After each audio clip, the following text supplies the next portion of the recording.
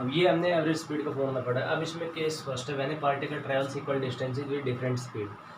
जैसे एग्जांपल कि एक बस है, उसने पहले 100 किलोमीटर में उसकी स्पीड है 50, अगले 100 में उसकी 60 है, अगले 100 में उसकी 55, अगले 100 किलोमीटर में उसकी 30 है, अगले 100 किलोमीटर में 40 है। तो देखो इसमें क्या कॉमन है कि हर बार डिस्टेंस सेम है, 100 किलोमीटर 100 किलोमीटर 100 किलोमीटर, और स्पीड कैसी है डिफरेंट, 50 60 30 ऐसे।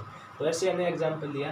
टाइम इंटर इसमें जो इसका ये डिस्टेंस वो तो इक्वल है, एस है, अगले जो टाइम इंटरवल सॉरी अगली भी एस ही है, अगली भी एस है, उसके बाद अगली।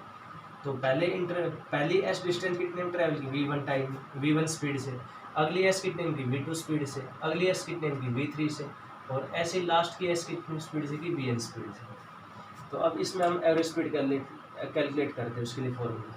जैसे एग्जाम्पल ये दिया गया कि एक पार्टिकल है, वो ए से बी गया ए से बी गया, तो जाते टाइम उसकी स्पीड थी 30, उसके बाद फिर आया वापस, आते टाइम उसकी स्पीड थी 40। तो देखो इसमें क्या चीज़ कॉमन है कि जाते टाइम और आते टाइम डिस्टेंस सेम है, स्पीड अलग अलग। तो वही चीज़ यहाँ पे है। तो देखो कैसे कैलकुलेट करेंगे। तो यहाँ पे एवरेज स्पीड का फॉर्मूला अप्लाई करते हैं, V average equal total distance. तो टोटल डिस्टेंस में कितनी ट्रैवल की, एस V1 में एस, V2 में एस, V3 में एस और Vn में एस। तो टोटल ये कितनी होगी, V1 की एस, V2 की एस, तो एस प्लस S2S 3S और ऐसे करके NS। तो टोटल जो डिस्टेंस होती कितनी होगी, NS होगी। अब टाइम नीचे आता है टोटल टाइम। टोटल टाइम कैसे निकालेंगे, यहाँ का टाइम निकालते T1। टाइम कैसे निकालें, डिस्टेंस अपॉन स्पीड। तो डिस्टेंस S अपॉन V1, ये टाइम कितना होगा S अपॉन V2, ये T3 कितना होगा S अपॉन V3, और T4 कितना Tn कितना होगा S अपॉन Vn। पुट कर देते वैल्यू। तो S upon V1 plus S upon V2 ऐसे करके प्लस S अपॉन Vn। अब एवरेज स्पीड कितनी आ जाएगी, ऊपर तो हो जाएगा n इंटू एस और नीचे S हमने ले लिया कॉमन, तो क्या बचा 1 upon V1 plus 1 upon V2 plus 1 upon Vn। यहाँ गया, अब S ऊपर भी है और नीचे कैंसिल हो गया। अब इसको हम इसको रेसिप्रोकल क्या ये कर देते हैं, क्रॉस मल्टीप्लाई कर देते हैं। तो ये कितना हो जाएगा, V average into 1 upon V1 plus 1 upon V2 plus 1 upon Vn। इसकी रिश्ती होगी मल्टीप्लाई और इसकी रिश्ती हो जाएगी इक्वल टू n। तो एवरेज स्पीड उसकी कितनी आएगी, V एवरेज। इसको जब उस साइड लेके जाए तो क्या हो जाएगा, डिनोमिनेटर में हो जाएगा ये।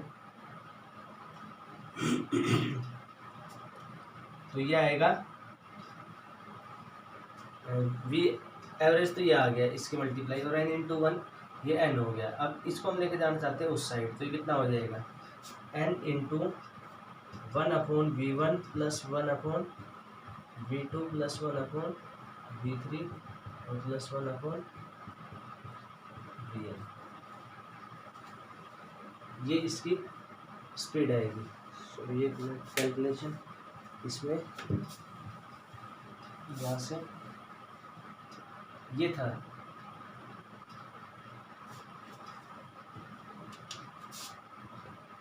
V एवरेज, तो इसको अगर हम यहाँ पे जैसे इसको कर दिया यह रेसिप्रोकल, तो क्या हो जाएगा 1 अपॉन V एवरेज, और यहाँ पे भी करेंगे रेसिप्रोकल तो 1 अपॉन V1, तो क्या चला जाएगा ऊपर, तो 1 upon V1 plus 1 upon V2 और प्लस 1 अपॉन Vn, और n कहाँ जाएगा नीचे, इसको क्या सकते हैं अपॉन 1/n। तो ये फॉर्मूला हो जाएगा।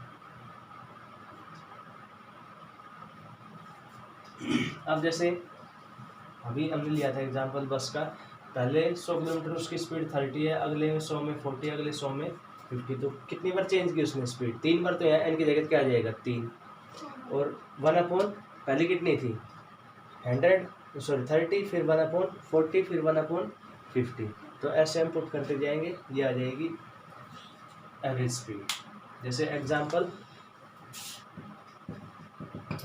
ये है कि एक पार्टिकल यहाँ से यहाँ गया ए से बी, जाते टाइम उसकी स्पीड थी सपोज 40 मीटर पर सेकेंड, आते टाइम उसकी स्पीड है वो है 60 मीटर पर सेकेंड। तो एवरेज स्पीड इस फॉर्मूले का अप्लाई करते तो कितना हो जाएगा 1/v average is equal to कितनी बार चेंज की, ए से बी जाने में एक बार और बी से जाने 2 बार, तो 1/2 और 1/v1 जाते टाइम कितनी 1/40 और फिर 1/60। ये कितना आएगा एलसीएम आ गया 120, तो 3 + 2 5/120। तो 1/v एवरेज की वैल्यू कितनी आ गई 1/2 × 5/120। अब इसको काट दो तो ये आएगा 1/48। तो v एवरेज की वैल्यू कितनी आ गई 48 मीटर पर सेकेंड। तो ऐसे इसको सोल्व करेंगे। बाकी हमारे पास बेसिक फॉर्मूला दे ही वो average speed, total distance, foot total time. तो ये हो गया when A particle travel equal distance with different speed.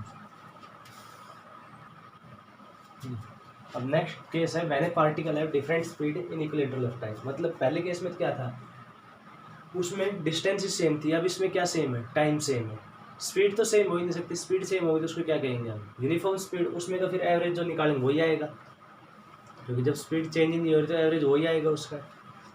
अब डिफरेंट स्पीड है इक्वल इंटरवल ऑफ टाइम। जैसे एग्जांपल कि एक ट्रेन है, उसकी पहले घंटे में स्पीड है 30, अगले घंटे में 40, उससे अगले घंटे में 35, उससे अगले घंटे में फिर 30 और फिर अगले घंटे में 25।